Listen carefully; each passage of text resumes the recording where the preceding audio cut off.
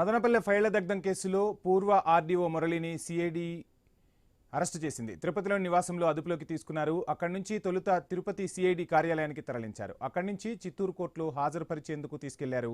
June 2న మురళికి ఇచ్చిన మధ్యంతర బెయిల్ను నిన్న సుప్రీంకోర్టు రద్దు చేసింది. గతేడాది జూలై 21న జరిగిన దస్త్రాల దహనం కేసులో నిందితుడిగా ఉన్నారు. 2022 అక్టోబర్ నుంచి 2024 ఫిబ్రవరి 5 వరకు మదనపల్లెలో ఆర్డీఓగా మురళి పనిచేశారు.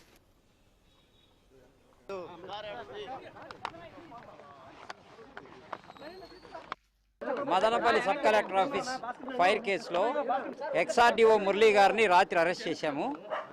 అవి criminal breach of trust, damage to the public properties act, ఇవన్నీ. ఇంతకుముందు బెయిల్కి వేస్తే అది వేసిన రోజే ఇంట్రీమ్ బెయిల్ ఇచ్చారు.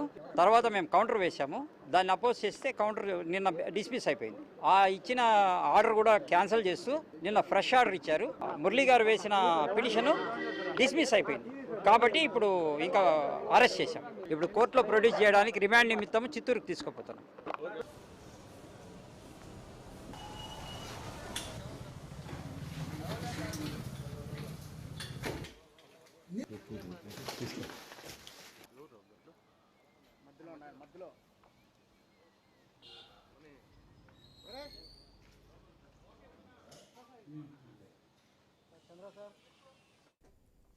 మదనపల్లె ఫైళ్ల దగ్ధం కేసులో పూర్వ ఆర్డీఓ మురళిని సిఐడి అరెస్టు చేసింది. తిరుపతిలోని నివాసంలో అదుపులోకి తీసుకున్నారు. అక్కడి నుంచి తొలుత తిరుపతి సిఐడి కార్యాలయానికి తరలించారు. అక్కడి నుంచి చిత్తూరు కోర్టులో హాజరుపరిచేందుకు తీసుకెళ్లారు. జూన్ 2న మురళికి ఇచ్చిన మధ్యంతర బెయిల్ను నిన్న సుప్రీంకోర్టు రద్దు చేసింది. గతేడాది జూలై 21న జరిగిన దస్త్రాల దహనం కేసులో నిందితుడిగా ఉన్నారు మురళి. 2022 అక్టోబర్ నుంచి 2024 ఫిబ్రవరి 5 వరకు మదనపల్లెలో ఆర్డీఓగా మురళి పనిచేశారు.